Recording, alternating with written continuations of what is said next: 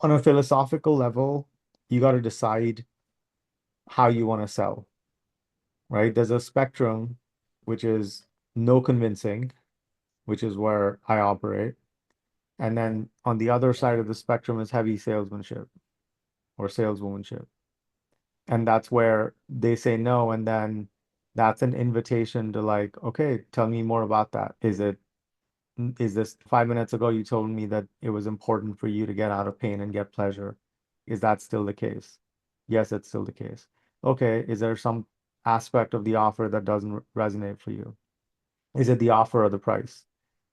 Does it not include something that you want? So you're basically drilling down into locating the exact objection. And then when you find the exact objection, then you flip it in other ways. So the it's a philosophical question actually of how you want to sell because it's much more, you have a huge market too. It's much more effective for you to sell to the people who really want to buy what you're selling already, who already believe what they need to believe to invest in the thing. And that's much more efficient than convincing someone who's not fully in, because even if you close them, they're going to join the program and not actually take action because there isn't enough intrinsic drive and motivation. And then even if they do take action, it's going to be half-assed or incomplete and they won't get a good result.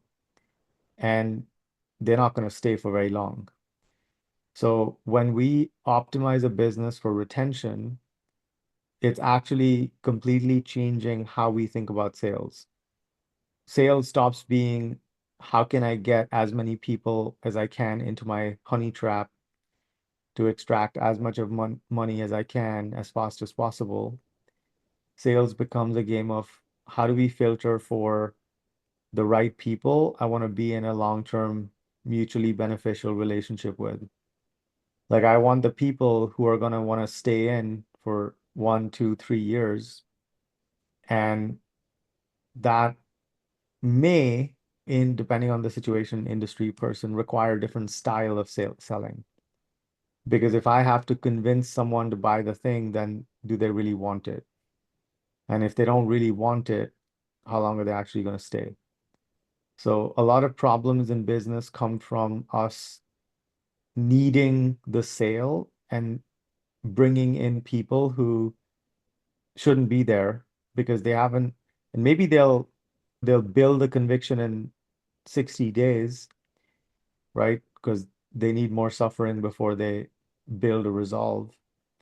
But it's much more efficient to invite the people who really want the thing that you're offering. No, that makes sense. I think they do want it, but sometimes there's a trust factor, right? Can I trust you? That's why we let them get started for a few $100 a week, because that is the one of the biggest issues. Can I really trust you before I pay you 10 grand? Like you're asking for a lot of trust to be on the table to lubricate that transaction. But if you can get started for, look at you, right? Like we never talked.